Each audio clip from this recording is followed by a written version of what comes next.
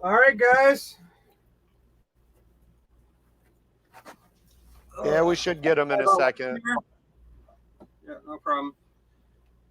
How's everybody doing today? Happy Sunday. We're live out here out west today, and we have us. We're out filming the runway race out here in Arizona, and we got Mark Mosher standing here with these guys out here. So what's up? And we got Jasper over there in Michigan, and we have our guests coming on in a few minutes here. Show us that cool cup again. What's the cup at? So also yesterday at the airport race, so they let small tire jump in big tire and get practice runs for small tire? Yeah, big tire was the first class down. They let small tire jump in and run first before small went down. I've never seen it done that way before, but I don't think any small tire cars made it by first round because there was some serious big tire cars there. But they did get a test hit at the road before their class came up. Yep. Yeah, that's different. Yeah. Who ended up winning small tire? The Quiet Storm Nova, that Pro Charge Nova that does the burnout the whole way. Yeah, from Fastest America. Yeah. TV. Yeah. So he just like had his. I don't even know how he even goes that fast smoking the tires, but it's pretty cool. Well, we have some. Yeah, Brent Self does it. We want to say your next thing. What really happened? Yeah. Well, we really know what happened. Like I think like I walked out there after he made his final round pass, and it tore my shoe off my foot. And I turned around, and I said, "Brian, come here and step on this." And then limping everyone out there, and just like they did it at the come up, Yep. So yep. I smelled it in the air, and I went out there and checked it. I was like, wow. Yeah, I think what it is when you have like 3,500 horse, you can just tire speed to like 220 and just keep rolling. Yeah, as long as the car stays straight. In the final, he raced Casey Max, and Casey Max was flying as always. He's so fast, and Casey was pretty sure that he could, or Ryan Mitchell was pretty sure that he didn't quite have enough for him, but it was a good race. So I interviewed the guys before and after the rounds and stuff. Casey said that this is his last run for his motor, and he gave it everything it had. And he was out a car and a half most of the way all the way till the very end, And you did see him swap his back tires just before that race. So you guys know what I'm talking about. Yeah, exactly. So yeah, it didn't pour it, but it was on there. So that's all I gotta say. Callie Nate went ahead and told us that it was the unwritten rule. So I guess that's how they do it out here out west out this way. Yeah. But I want to try soaking a set of pro brackets and see if you can get them to last a whole race instead of doing the slicks that we know only last like a round or two. Yeah, there was a cool like 2010 body style short box on radials out there, and they tried everything they can do. They could not get it to go down on a radial. Something about the surface. Yeah, like were they on a pro? They're pro on a bracket or a pro radial? I think they were on a pro bracket. Damn, that's crazy. That's why I want to soak them. Yeah, soften them up. I'm no radial guy. The world knows that, but I would try anything, We ran them before, like Muncie, and had good luck, but people were slower back then. That was like 2 years ago, so yeah, it was a little easier to make them work. Yeah, I went down. I was down. Had the pro stock truck out. I drew a good race with Jason Smith. He has a really fast 68 big block Nitrous Nova. We run them. I thought I seen it's really sunny, so it's a little tough to see the headlamp, So I let off the brake, and as soon as I felt my truck move, then I could see like it changed the angle. I seen that the light wasn't on, so I definitely left early. But we went like on that surface, first round, first class down. I went at 592, but I just ran it on motor. I never sprayed it, so that was pretty much. And that's off the trailer too, right? That was off the trailer. That was pretty much after that, like the bar, because no one caught me to the stripe, you know. But No, that guy, he was the guy that actually won the event. The guy you raced with. yeah, right? he actually won the whole event, so that was cool, you know. And he said he could get 4 kits on you. Yeah, and still something couldn't about catch you? like 4 kits or something. Oh, So wow. pretty awesome. I had 300. I had 300 on each kit. I had scrambles on the steering wheel, but I never got on them because I didn't need them. But I definitely left early, so no matter how fast you went, it's a loss. And that track too was something. I think all the guys who were street racers out there, They did they well. all did well. I've seen guys testing all day long. You guys saw them in the videos that they couldn't even get their vehicles down the track. You know, they just didn't know how to work with a surface like that. It was interesting. We had the state trooper that came out with a helicopter too. There's like a helicopter out there, and like we're chilling, it lands, and then it drives around on these tires, which was pretty cool. And then we're standing there, he takes off, and then I had to take off running from the tire crack cam because like he was this much, he was like, I don't even know what's that, this much above the people. Yeah, he did a flyby. Yeah, that's true. It was pretty cool looking on video. Yeah, it was very cool. I was like, oh my god. Yeah, that's the state trooper helicopter for writing speeding tickets or something, they told us. Yeah. But yeah, I mean it was a good event. A lot of fast cars. The charcoal RX-7 looked fast. He's always fast at the fast. come Yeah, up. you saw him. That's Psyche. His name's Psyche. He's from Phoenix area, and if that type of surface, he pretty much dominates it out here. Yeah, he's a good He's racer. very Yeah, he's like school. he's a cool dude. on the west side. Yeah, very cool. Yeah, he was very humble. We interviewed him. Really down to earth dude, man. That guy is too. And I interviewed all the guys from California that were out too. Kelly, Nate, and all of the guys with the Nova. The guys have been winning all the caches and stuff. Those guys were all there. And Stephen Chase was there with his badass Nova he calls White Girl. Yeah. So he went to the that's a clean looking car. Yeah. They got that car good out, I think. Yeah, that's like a twin turbo big block deal. That was pretty good. Kelly Nate fortunately threw a rod, so Yeah. he didn't get very far in the event because of that. He called the big tire out first round. Did he win that or lose that? Oh, I have to go back to the tape on that. I think he lost, but think he might have, yeah. he knocked a rod out trying. So. Yeah, he did. He put an effort in, for sure.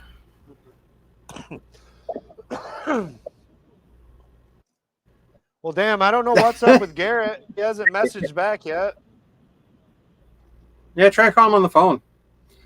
Or seen it. Yeah, I should have gone live, guys, with all my stuff. I didn't want to step on Limpy's toes. You know, we're trying to work together. I was filming a badass video. I had guys out getting GoPros. I have multiple cameras and down the track. So you guys got a good video. Hey, if you want to jump back on, they're on there now. So we got a badass video coming for you guys. Let Limpy do the live.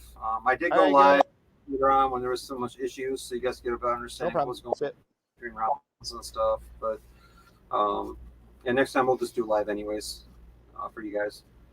But Limpy did the best he could, man. And we were there. We helped him out. You know, he had the track. His camera was facing right into the dirt. I mean, and these guys are kicking up dust and rocks and sand and the whole way. Else. It's hard for him to keep that camera focused for you guys, I'm sure. I was freaking out with everything, all the cars shooting at us, and angle that it was. It seemed crazy doing the burnout around the corner. Yeah, and then it was weird, right? And then they would pull around, right? And now your tires are just like porcupines, full of rocks. So now you're on the starting line where you're going to stage, and everyone's scrubbing their tires. So like now there's rocks all over the starting line, and you don't have to push to clean it up. So like we're over there kicking it around with our feet, trying to get it done. But yeah.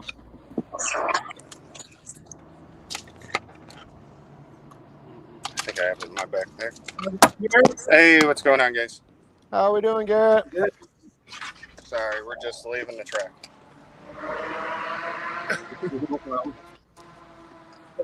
Yeah, we're just finishing up. We were at the $20,000 one-way race out here in Arizona. We were filming that this weekend, so we're just going to do a short recap for everybody. And what race for event were you at? I'm down in Orlando. Oh, okay. Nice. We got I travel for all the import races. Nice. I was a big import guy, so that's awesome. Let me see if I can figure out this mic thing. I can't hear you guys well. Give me 1 second. Okay. Yeah, it's been the volume all the way up. I don't think Bipolar is going to be in South Carolina this weekend. I don't even know right now if we've got one car going. They're all getting upgrades and a bunch of different things added. Mine should be ready, I don't know, by the end of this month. Hopefully mine's ready and we'll start heading to warmer weather. I'd love to go to South Carolina. South Carolina, we got Dallas coming up too at the gut also. It's gonna be a good. Yeah, the gut. Yeah, The gut will be a big one. Yep. And so that season, Texas 2K is coming up too. Track and street both coming up, so that's gonna be fun and exciting. We'll be full crew down there with Limpy and the guys, so that'll be a lot of fun for sure. But we're gonna get things rolling here, and we're gonna bring our guest on, Garrett from Fuel Tech. We're gonna talk Fuel Tech. We're gonna talk tuning, everything Fuel Tech, and we're gonna get ready to get started here. You ready, Garrett? Everything working okay? It looks like he's got his mic muted. There he is. Yeah, I had to switch seats. I remembered the podcast and I forgot, and then I remembered we were in the middle of packing everything up. So we appreciate you taking a few minutes of your time to talk with us. We appreciate that. Yeah, no problem. We'll make sure we're talking a little louder if that helps. Right. No, we're on our way to South Georgia with the trailer now, and we'll be dropping it there for lights out. Okay. Yeah, we got coverage down there too for that. We should have a light. How many cars were you working on this weekend? We had a few. There's probably 1, 2. We probably had something like 20-something cars out here, 20, 30. Any rotaries? Oh, yeah. There's plenty of rotaries. My favorite. What's your favorite imports? For a whole weekend, they start wearing on you. Yeah, they'll be white loud. What are some of your favorite imports that you like as far as part choice at all? Any platform you prefer better than another? Any platform when it comes to the import cars you prefer better than another, like from Nissan GTRs to Hondas to whatever? Is there a preference at all? Anything rear-wheel drive and 2Js, pretty solid. They make good power. You don't really got to work on them a ton. The rotaries and the 4-cylinders they're stretched so far. A lot of stuff breaks, and it's really hard to get back-to-back data with them. The 2J stuff, you can kind of send them down track, work them up, and then just go. And it's pretty rare you hurt the motors unless you're really doing something wrong or just right on the edge of them. But most of the time, you don't need to be. They make good power for what they are. Yeah, we used to run our Hondas nowadays. Now they're running nitro methane, all the Hondas and everything, crazy setups. Yeah, we one of the Fuel Tech cars actually went 817 all motor, with a 2.4 liter. That's good. So I was big in the Honda game back in the day, and I was really big into the Hondas. I think I ran like a 907, and that was back in the early 2000s. When that stuff was kind of new and big. 907 all motor. That was turbos back in the day because cars were slow back then. We were just getting it all figured out, All motor. I ran bottom 10s with it back then, but this is way back towards the end of the 80s there, early 2000s, like 2000, 2001 stuff. So those are decent. Those are good numbers. The turbos in the technology, all that's come a long way. So yeah, it like any car running 9s back then, that was like 7s now. Right. Yep. Exactly. Yep. Everything's progressed crazy, especially on the front-wheel drive stuff, because nobody really knew what they were doing. They just kind of threw weight on the front tires and hope it worked. Yeah. And now with all the traction control, the plots, and trying to control slip rate and all that, it's gotten pretty crazy. We're really excited about the dual clutch in the Mini. That should help a ton for us. Yeah, no, that'll be fun, and you try and keep the drivetrain in that car. Yeah, that's the goal. running 60 pounds of boost like you do. It seems foreign to me. I'm sorry, I got a few calls. That's right. No, the dual clutch will be fun. And Fuel Tech's not quite there with controlling them, so we kind of just link up with HTG and we can send them what they need to see over CAN, and just kind of get the two to work together. We'll be able to control them. Just at this time, a lot of different stuff we got to add. Anything new for Fuel Tech this year? Say that again. Anything new for Fuel Tech this year? We'll have new products. I can't really talk about them too much, but we got one.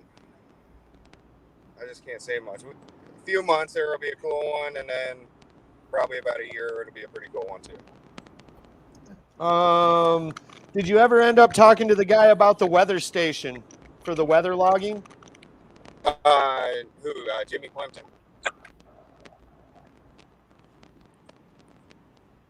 Did you hear me? Can you hear me? Yeah, I can hear you. Can you hear me? Kind of. I heard weather station. It's the Plimpton. I wonder if I'm not. Can you hear me better now? I wonder if I'm on the wrong mic. Yeah, it sounds all broken up.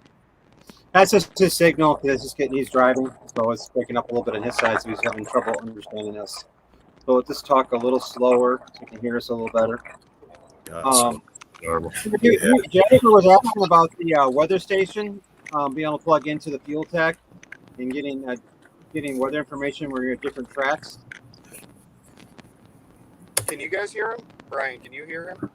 Yeah, I can hear. Can you hear me, Garrett? Yeah, we're good. No, let me try to leave and come back. Okay. Yeah, it must be the signal's not great. Yep. So yeah, he's driving, guys. So we need to kind of explain what you're talking about with him about the weather, and they're trying to integrate something with the Fuel Tech. Yeah, they have a weather sensor that you can now hook and data log it, so it'll tell you during your run, your water point, everything, just literally barometric pressure, wind speed, temperature, everything. So I thought it was really neat that you could be able to log and then go back and see the weather settings. So when you go back, because with a turbo car, something at least we've figured out with our combination is like if you make a hit at right before dusk and then you make one right as the sun just went down, like we almost have to add 3 pounds of boost to match what we did before the sun went down. Now that'll sometimes like level out as the night goes on. It's not as moist as it is when it first hits that switch, but yeah, to have data like that would be huge for at least our program. And with a turbo, I know Nitrous guys have it go back and forth too with weather. I don't think as bad probably, but the problem with Nitrous is the water drain in the air. Anything like above 80% is like pumping water right down the tank. To answer Todd's question real quick on best Fuel Tech ECU for a small block Ford that's crank driven with a Vortec, actually all of them would work and do just as good of a job. The question you have is the other output, how many outputs and inputs you need. And some of them have like a few other features or cool little tricks, but I would probably recommend a 550 or a 600. And I'm sure Garrett would probably agree with that for a small block. Jasper's pretty much a Fuel Tech employee at this point. He's got it down. Yeah, I really love them. I've had a lot of fun with them. I feel like they're super easy. Being that like the first engine management system we ever even hooked up, used, saw, touched with our own hands was like 3.5 years ago, and to be where we are with it now, it speaks volumes for how easy and user-friendly Fuel Tech is, on top of people like Garrett and Cameron and all them and Jacob that answer the phones at whatever time you call and stuff. I've never even dealt with another company or person that I can get a hold of like that, or that actually wants to solve the problem. No, our tech support's like, it's huge. That's one of the reasons we've been so successful is, you know, you get like, you can buy an ECU, you can make almost all of them do what you need to do. The problem is how hard is it to make it do it, and really what support's going to be behind you. Yeah, if I go flip around with a different software, I can make something happen. It'll take me a long, long time. Whereas, say you call me, hey, how do I run this traction plot? Well, I feel your pain, Todd. We have a plot made, and it's pretty simple. And once like I log in and I show you, you don't ever call me back for the same question. It's just something new. How does it work with like advanced tables? In like, you know, using that traction control and different aspects of things. Is it pretty simple to use versus they're very difficult? They can do all that, but it seems like yours are just a one. Okay, we lost them. Yeah, so like for advanced, like what Biederbaum was talking about with advanced tables, that's what I was getting to. in Holly compared to Fuel Tech has a thing for it, or otherwise there is no like making your own table really. There's kind of some ways to make a few things, but like in what Biederbaum's talking about, for one, like he said, you have to be pretty intelligent to make your advanced tables and make it do what you want. So like with a Holly, you can create an advanced table, and as long as you know the hertz or the pulses or the what you want it to do, and you understand that, you can then hook that to whatever you want, and it is going to do what you told it to do. So like on an example in Fuel Tech, it's still possible to do all the same things. You have to just do them in a different way. Like when we wanted to run the dump valves going down track, there wasn't a table for dump valves. So what we ended up coming up with is we run the dump valves through the Nitrous Progressive, one of the Progressive kits, since there's 4 of them on mine. We run them through one of those in reverse. So you do things you'd never do on Nitrous. You're at 100% on the brake. You'd never run your Nitrous on the 2-step or the trans brake. And then when we let off, it trails down. So there's still a way to do all of it. It's just with the Holly advanced table, you actually have to understand what you're doing. And for most people, it'd be pointless. For a lot of people, you know, it does work. You know, you can tell it exactly what you want it to do, hook it to what you want it to do, and have it do it. But with Fuel Tech, there's always usually a way around it. You just come up with a different way. Like I said, how we run the dump valves through the Progressive Nitrous, just in reverse. And what about like tuning? Like a lot of you have a lot of the controls on the touchpad, and how is the software on the laptop? Is it pretty easy to use? Yes, that's what I'm saying. Like I've worked with a ton of Hollies and Haltechs and Fuel Techs, and by far Fuel Tech is the easier one to navigate through, especially if you don't know really what you're doing or what you should be doing, which in that scenario you probably shouldn't be doing it, but that's how we got to where we got. You know, we just kind of did things. If I couldn't get a hold of Garrett because he has a life and he's busy too, we just started fishing for things. Well, most people aren't willing to wad stuff up to find something out, but for the most part, Fuel Tech's easier. Everything's labeled pretty decent. Like Jasper kind of touched on. Now that's the only thing, I guess, where some of the tuners kind of shy away is just we don't do the custom tables. I don't think we lost him there. It would be a nightmare to try. He'll be still here. Oh yeah, yeah. I can't hear him over here. He just froze on the screen. You're good, Garrett. I can hear you. They can hear you. Oh, there we go. Yeah, just with the like custom tables and some of that stuff, it would be a nightmare for us doing tech support on a lot of stuff for the guys. And then it's just one of those things. We made it to where everything's just pre-set up, so it's just easier for the end user too in the long run. There's little changes we would like to make, but when we do the next system, it'll really be everything. No, maybe some of the guys who don't really understand or something new to Fuel Tech. I mean, or ECUs doing this, like traction control is a big thing nowadays. What are some of the different ways you can control the traction control on those? A lot of different ways. There's like an engine RPM curve you can use without even having a sensor. So you don't need like a drive shaft sensor or a wheel speed sensor. And like the way we've tried to use it before, I hardly ever use traction control, which is probably not great or whatever, but I'm just not the hugest fan of it. Whenever I turn it on, we go slow. But either way, there's an engine RPM where you can, what you would like want to do is try to guesstimate or take your fastest pass somewhere and put the line, like your RPM line, and just follow the log from your fastest pass or what you're assuming it would be.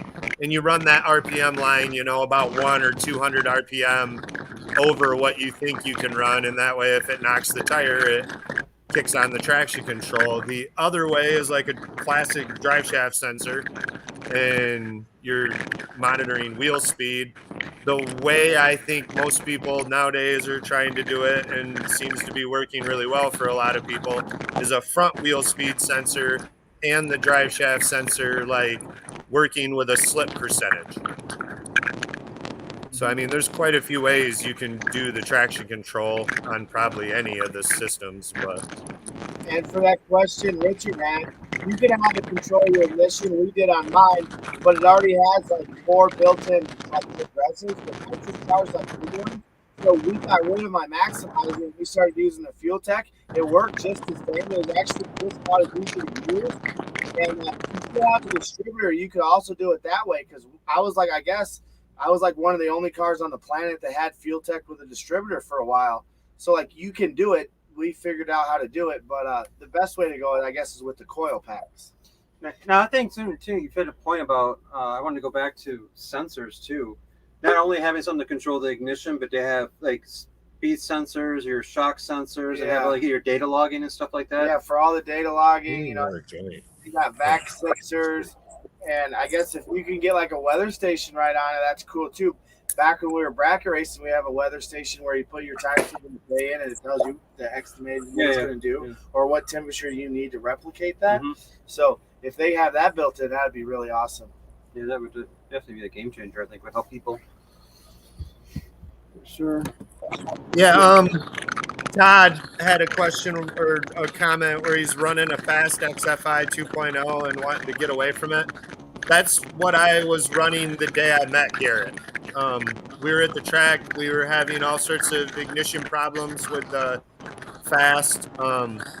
As you probably already know, you can't get any support, like no support whatsoever. So we bought a fast, and then we bought the smart coil harness adapter, and they promised us it was plug and play. And in the end, I had to switch all the pins from one harness to another harness and copy an LS and run my 4.6 on an LS firing order. And it was a nightmare to make the fast work. I would like to say that you can make it work. You just have to be really smart and really clever and like figure things out. And you got to run a bunch of extra boxes and different things and diodes and all sorts of stuff to make it do what you want. It's not choice. We had probably my biggest gripe with the XFI was the quality of the wire. Like we constantly would have wires break for no reason, or the pinning wasn't secure and the pins popping out, or I don't know. It was super frustrating. We even had coils catch on fire once. I got a question actually. Speaking about wiring and things like that, and people that know the difference. So on Fuel Techs, they run modules for everything. It's all modularized, so it's easy to plug everything in and doing wiring. Is it a little bit different? Well, Fuel Tech has 2 ways. Like the car behind me has what's called an unterminated harness in it, meaning that there's no plugs on the ends of anything. It's just wires. And the bonus of that is I can make everything the length I want. So I can take about, 10 pounds out of a harness, 7 pounds out of a harness by making it the exact length it needs, rather than getting a lot of wires. It can be quite heavy. I can see why. Rather than doing the plug and play harness, which comes like already ready with a lot of length to everything, you know, because they don't know if you're putting it in a Suburban or a Pinto. So they give you a good 10, 15 feet of wire all loomed up, and you got to spool it. Like my original one that we still use is a plug and play harness or whatever. They're awesome because they're real easy to hook up and take seconds, but the unterminated is a better option in my opinion. You make everything to length.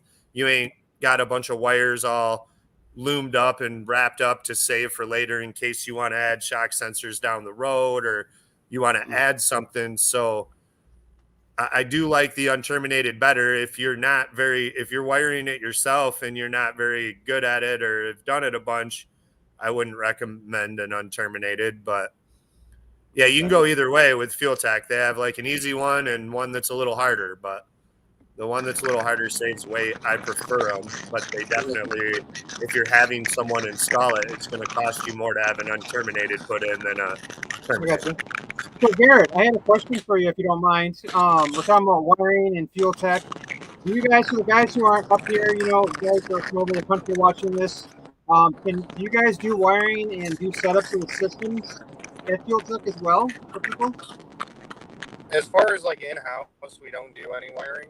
I mean, we will for like our shop projects, but not. We won't take on customer cars now. Okay, so what do you? Would be like, what's that? No, that's what I was wondering. I see a lot of guys. They all bring their cars in to get tuned. Once they get their system set up, is that included with the Fuel Tech tuning session? Is that extra? I'm sorry, I'm still like my service is really bad. That's okay. We were wondering. Yeah, any of the guys going in on the dyno, they're paying extra. The dyno is just for tuning, and for the most part, like, yeah, and the way we kind of sell the dyno is like we call it an advanced training. Okay. Into the software, it's gonna leave with a pretty safe tune-up. It'll be fueled down decent.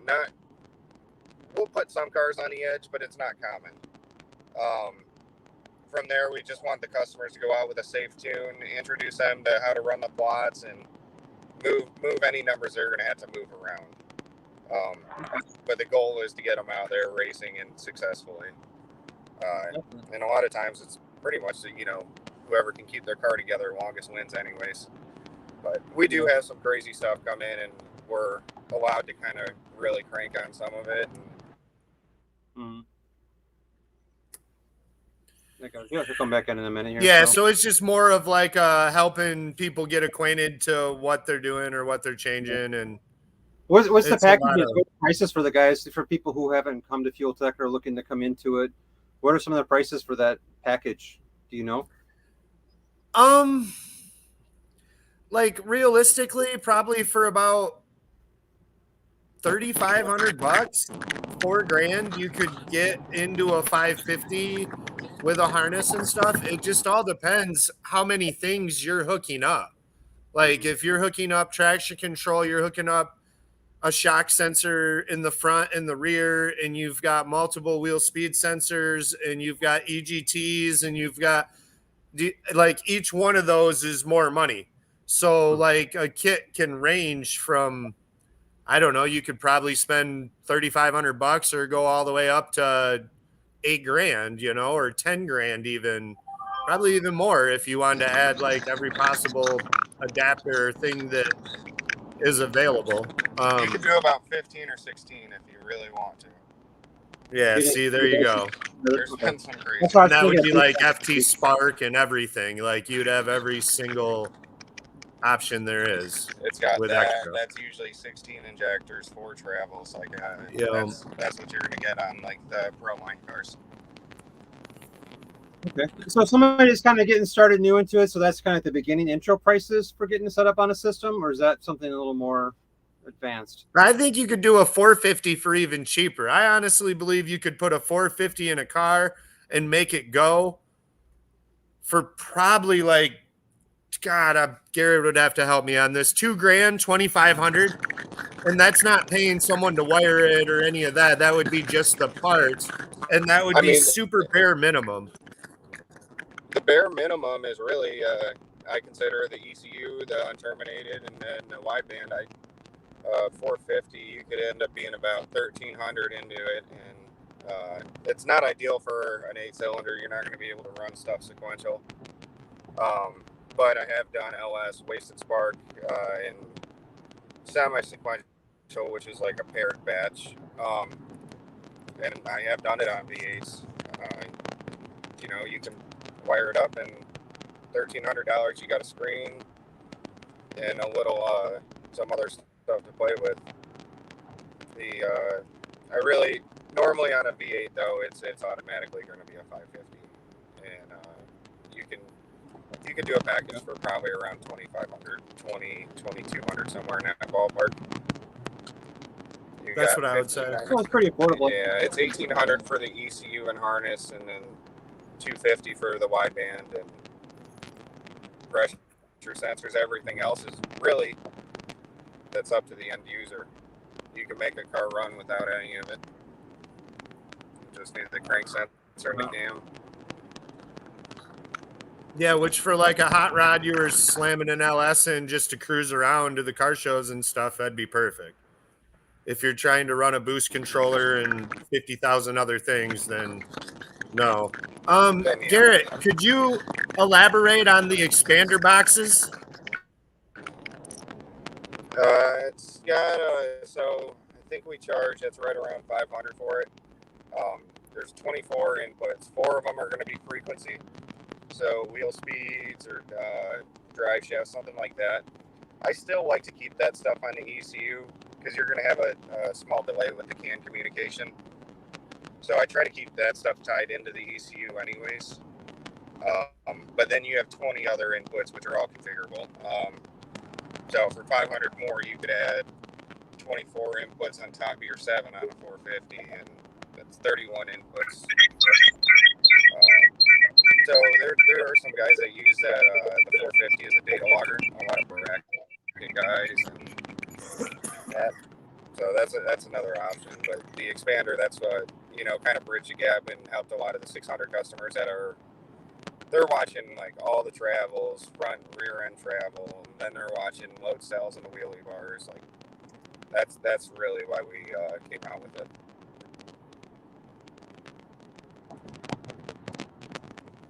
God, that's a tough one for Richard. Richard, just hit me up later on. I can give you a price on that. What's that?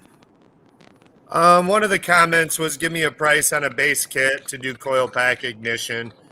A lot of the carburetor guys now that are doing no prep are wanting to switch to the fuel techs like Mark did because they can pull way more timing with the smart coils and not go out of phase like they will on a distributor. Yeah, that's a horrible So I've been problem getting when you're running that, because on the nitrous stuff, especially like when you're running like no prep, ideally progressive works and it's okay. It's not as consistent. On the nitrous stuff, the way it seems to work the best is shove all the nitrous at it and just yank all the timing out of it to slow it down. Yeah.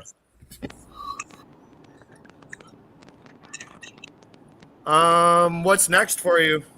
What events do you got to go to, and what cool things do you get to do?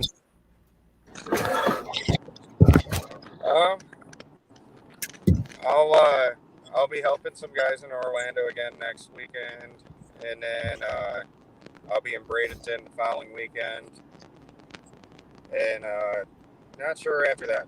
Me and my wife have a baby due in a month, so I have to stop racing for a month, I think, at least. Yeah, I got one in like 3 months, so I know exactly where you're headed. A little nervous about that. The race cars are easy. No, kids are not easy. I think I got one coming in like 7 months. Seriously? Yeah. What? Congratulations. Damn. Yeah, you both in a lot of trouble. You got about 3 years, 4 years, and then it just starts. Yeah. Garrett, is yours a girl or a boy? Boy. I got one. Oh, I got so someone to lucky. race car with. So lucky. So Thank you. lucky. girls are violent, brutal, and mean and crazy. Be careful, Jasper. You could get canceled for saying stuff like that. I'll let them take her for a week. We'll see what they say back. But yeah, that's awesome. So yeah, it looks like all of us are going to be shut down for a month or two this year. Yeah, for a little bit. It all works out. The race and stuff,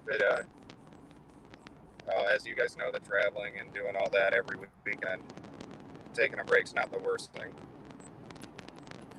Answering Todd Ferris over there. Yes, Todd. If you private message me, I can get you whatever you need.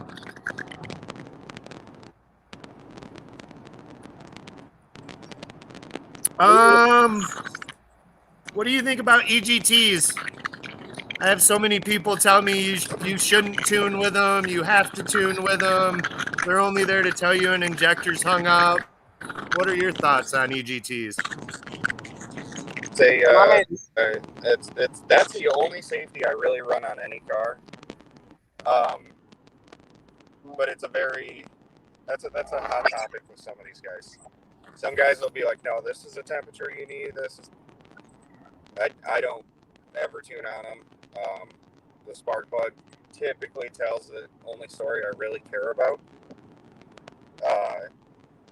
The EGTs, really what I use them for is, to see if an injector's hung up, if you lost a secondary, whatever.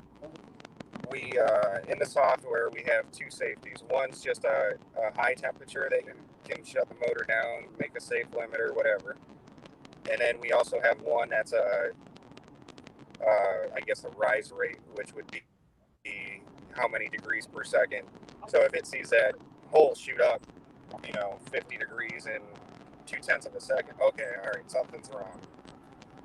And shut the cylinder down that way. I typically just do a high temp because it's easier for me. I know where I want to run these cars at. But in the end, I don't tune on them. I don't trim cylinders based on them. I do that all on plugs. Nice. Yeah, I mainly got them just so I could tell when I hang up injectors, because I'm really horrible at cleaning injectors. Yeah. That's what they're really good for is I watch them on startup. So anytime we got a car, I usually will set it up with two dashes, right? We'll have our main dash we're going to watch down the track. Then I have a warm-up dash, which is going to show my O2s, my EGTs, all the different pressures. Stuff I'm never going to be able to watch, down track, and it's just not relevant, really. But warming the car up, you're going to want to see this, and if you have a hole that is going to idle at, say, 800 degrees. Now it's idling at 900. Okay, all right, well, let's take this out, tap the injector, see what's going on. That's what they're nice for. Or just even a lot of these cars, when you start them up cold, the injectors are so close to their bottom pulse width. I'll see guys who it'll almost drop cylinders just idling because they got the injectors right at the edge. And so you can catch that happening. It's definitely got its place, but I'm not one of the people that tunes off it. Yeah, plugs never lie, that's for sure. You have any questions I couldn't hear you. the things you're doing, Mark? No, the only trouble we're having right now is trying to figure out the cam sync thing. I just pulled the motor down because I heard it testing, and now I need to put it back together. I don't really understand how it works very well, and I don't have Jasper here. I don't know if you can hear me. So he has some questions about timing with the fuel tech system. You can hear us? I heard you say timing and fuel tech system in question.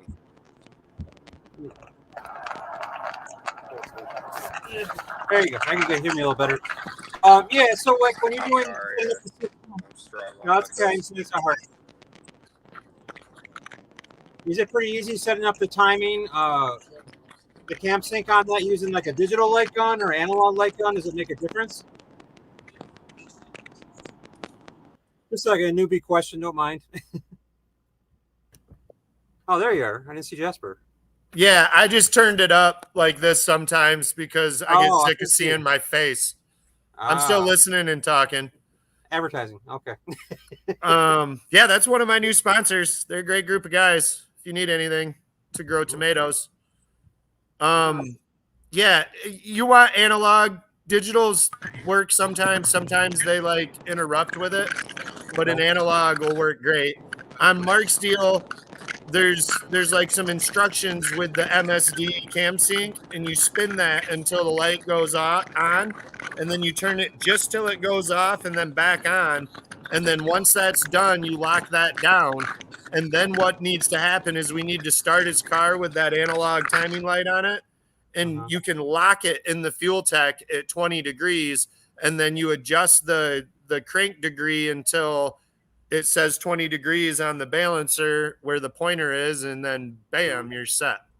So he has to still run that MSD box to use that cam sensor through the MSD, or can he run a system Nope, separate? the MSD cam sync's only a cam sync in the fuel tech. The MSD box that's in his car right now needs to come out. Well, that's what I was looking the camera up there. I wanted to see that because it didn't look like it belonged in there, and I was trying to figure out, because I'm new at this and I'm getting ready to do a fuel tech system too, and people have similar questions, So they run their own cam sensors, all that stuff directly with the fuel tech. You don't need any of the older stuff that's in there, then, right? Correct. Okay. I mean, you got to run a crank trigger. If you're running a carburetor, you got to have a crank trigger and then a cam sync. However you make that happen. Like they sell cam syncs if you've got like a Jezel belt drive timing chain on any motor. There's a cam sync tool you can buy for that that'll count the little holes in the timing chain wheel. Either way, the reason that is normally you can run wasted spark on things, kind of what Garrett was talking about earlier with like semi-sequential and stuff. But what that does is fire cylinders that aren't supposed to fire at that time. And if you have a carburetor, it's still sending fuel through there. So even if the valves are closed, if some gets by or so, it's going to backfire. They always end up backfiring and wasted spark. So that's why you end up needing a cam sync with the carb. So I get that. And fuel injection is definitely the way to go, but the guys who understand carburetors and have that down, I mean, it's nice to both ways. If that makes sense. Yeah, no, everyone that's like buying those race packs, I think are crazy because for the price of the race pack, you could buy a fuel tech and have way more control over way more things and still have all the data from sensors and data logging. And you could even set up a traction control somewhat, I don't know. That's why we went that route on Mark's. He wanted a race pack. We were going to wire one in. I started looking up the price and I was like, well, let me call Garrett real quick because I think we can do a way better deal on a fuel tech and get you way more out of it. And so far it's paid off awesome. Okay. So, all right. Well, that makes sense. So, I mean, like the wiring is really not that difficult. You run the wires to length to everywhere and plug all the sensors in, and it's not that hard. Even the book is very, very good at explaining very simply how to hook the things up. And then any questions you have, once again, you have the best tech line of any company of any genre. Like, I don't care if you're selling at a adult bookstore, like you get better service through Fuel Tech. Like there's nothing I've ever dealt with in my life that has that type of support. So say if we added sensors, right? We just wanted to add some sensors here and there for people curious that we didn't have on the first setup. How do we turn those inputs on and off? So in the laptop, you would go to inputs or outputs, depending, like on a sensor, it's an input. And what you have there is you have your input wire that goes, I can't remember what color off the top of my head. And then there's a ground and a 5-volt reference. Okay. So like when we're wiring the cars, we usually put a block in that we hook the 5-volt reference wire to, and then we can hook anything to the block and it gets 5 volts. And then we hook a power block and a ground block up, and then you can hook all your wires to it, tape them all together nice, and tuck them up out of the way.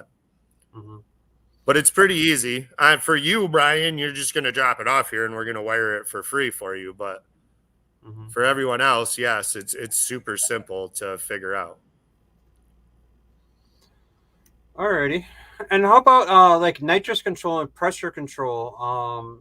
Mark was telling me about some struggles and things like that. Is there a way to control on the laptop where how much pressure you want to allow it to go through so it doesn't have something that like stops it from going? Like he's having trouble being stuck at 800 bottle pressure? Yeah. So how do we change that in the setting to make that work Well, properly? what do you mean by stuck at 800? Like if the bottle has The problem I'm having is, remember, we couldn't get the solenoids to open. We couldn't get them to open, so we thought the solenoids were kind of whipped and they were, so we got the good ones from nitrous solution inductions or whatever, and put them on there. And now, still today, if the bottle pressure is over like 800 pounds, it won't purge through the motor. Normally I used to run 950. I think we might have a bad sensor there. Yeah, no, I put a mechanical gauge back in it, and it's just the same. The new sensor was right on. I screw a gauge in it, it's still the same thing. So I wonder if I'm having, because you need a lot of amps to open them big solenoids. I wonder if I'm having like a voltage problem or something. There might. There's a Yeah, few things is there a that- safety for the nitrous to not come on at a certain pressure? No, there's not. No, because in a racing scenario, that's not really what you want. Right. Is it wired up with solid states, or what kind of relays are? The progressive's in a solid state. Yeah. And that's underneath the dash. That's all the relays, Mr. Jasper? The what? All the relays underneath the dash, that bundle of relays, that's all the relays you're using, right? Well, some of those relays are for the coils. Yeah. Okay. Yeah, I don't know. And other guys tell me that, oh, you don't have an alternator and you're losing voltage, but I don't know. I've never run an alternator before. I'm not sure. If you guys want, after this, give me a call, because I just can't hear anything decent enough. Yeah, well, I'll give you a call. And I'll go through some stuff. I just can't hear what you're telling me back. Yeah, sure. Thank you. Yeah. So, anyways, I was trying to help, and for people too out there trying to learn, it's good to have real problems and try how to figure them out, if that makes sense. Right, Jasper? Yeah, I'm looking through right now trying to figure his out. We'll do it we'll talk off air anyway. So I just thought it'd be good to have him ask questions and go back and forth with Garrett. I'm not sure what it is. I'm not sure if the fuel tech, we ran a maximizer and I didn't have the trouble. And I know the fuel tech's better and all of that, but I don't know, maybe we're pulling too much voltage off the same post. And when they need all the amps to open, it's just not there, or what's going on. Because if anyone's been following the car, you see me go some places, they pop and bang and it won't work. We can't figure it out. While the fuel solenoid's opening up just fine. But the nitrous, if I'm getting over 800 pounds, 825 in the bottle pressure, it won't open. And I've never tuned a motor under 900. So all the nitrous tune-ups are for 900, Right. So when yeah, that's weird. So if you hit the bang through the motor button, they open? No, they won't open. It just, if it's over 825, it just dumps fuel and it about wants to quit. It's not getting any. See, that's weird because like the bang through the motor button, that's a direct switch. Like that isn't even through the fuel tech. Right. So then, like you said, I don't know if maybe that's a voltage issue. Like you said, maybe I'll have to look at what Chris did there. If he's got like maybe both powers need to be run separately and not linked together, or separate solenoids. So yeah, I'll just have to double check that. We'll talk off air anyway. And then I found this for anyone else having the trouble. I kind of did some research because I hate this trouble I'm having, because my tune-up saying road looks like a diesel. You guys know the deal. Yeah. But I did see that they make a solenoid driver where it's like you hook big powers and grounds to this thing. Then it takes it's like another solenoid just to drive the nitrous solenoids. So that might be my next step, I guess, if I keep having trouble. As soon as we get it back here, we'll dig through it till we figure it out. Now I'm across the country, you know what I mean? So it's a little tougher. Yeah, we'll get it done. So for sure. Alrighty, guys. So we're gonna probably solenoids on that are new. Yeah, we'll do another time with Garrett. I think the solenoids are new, Garrett. Okay. It's like I said, it's not a fuel tech issue because, like you just said, we have a switch on it, which is like the bang through the motor switch, and that's just hooked up directly like an old school nitrous kit on a button, and it bypasses the fuel tech and everything so that Yeah. he can like It's make just- sure that they're opening when he's on the staging lanes, and that's doing that. It's locking up if it's above 800, doing that too. well, it's just a ground switch because you have solid power tools and then the fuel tech mounts them to ground. So you just ground it out to right bring it Yes. so maybe it's not getting the voltage it needs somehow. Maybe I'll put an alternator on and see if that fixes it. Yeah, so what he's saying, Garrett, is like we're pulsing the solenoid with a ground. And then we have a switch on there that overrides all of it that'll just turn it on, but that also isn't allowing the solenoids to open above 800. So there's got to be something there. Maybe with the all-time power going to it or something is not happy or The solenoid, I'm sure, take a big draw. Something You know, with that relay or the solenoid. If that switch is triggering that solenoid or that relay, then yeah, that's. I mean, it's got to be after. I think good join it yeah, out, yeah, that, right? Yep. And everything distribution. For sure. Jasper and his guys wired the car previously, so I don't know exactly how to have it set up. But we had just that problem with opening the solenoids. Other than that, everything else works good. The software is incredible. It's really easy to use. I'm not a computer guy. Like I had a maximizer. I just drew a line, and whatever that line was is what my progressive was. I really like how I can control launch timing and all of that to calm it down if I need to, because it is a pretty big cubic inch motor. But the only trouble I'm having with it is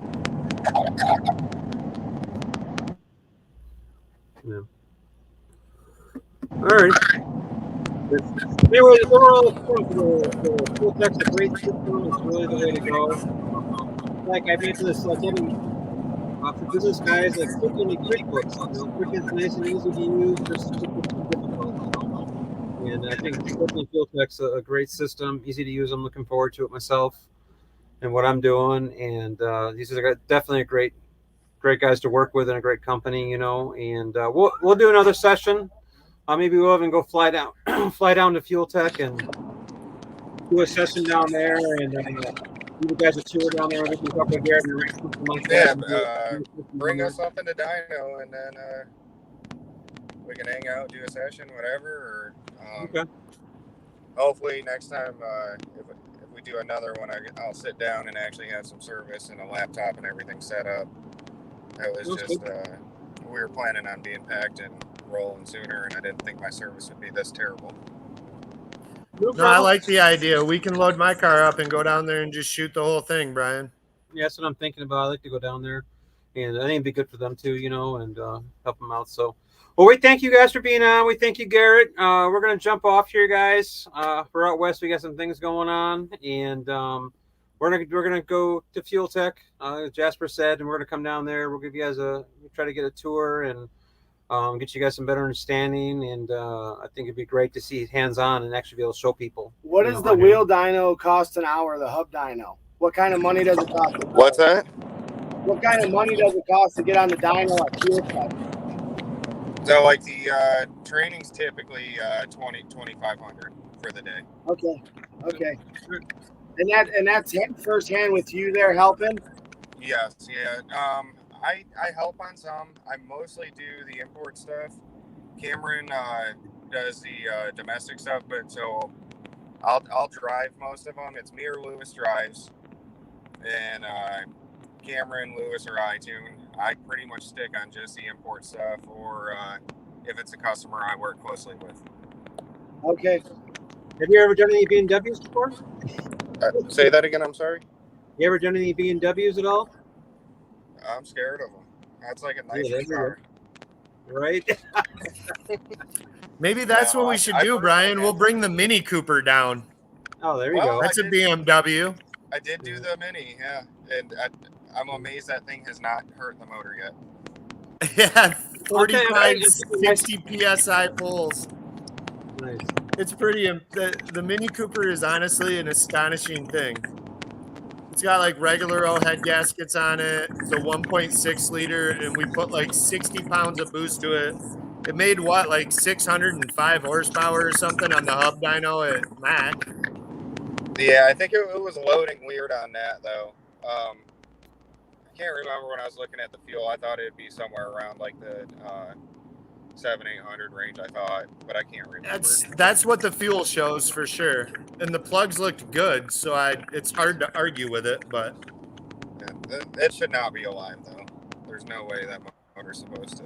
Well, of course it's not supposed to have that, but it shouldn't be alive, but somehow is. it keeps rolling. Right. We're gonna fill the short block and still run water through the head and switch it to meth. It's nice. It's safer that way. You just That's get the what we water away figured. from the deck surface. So we'll see how that works out.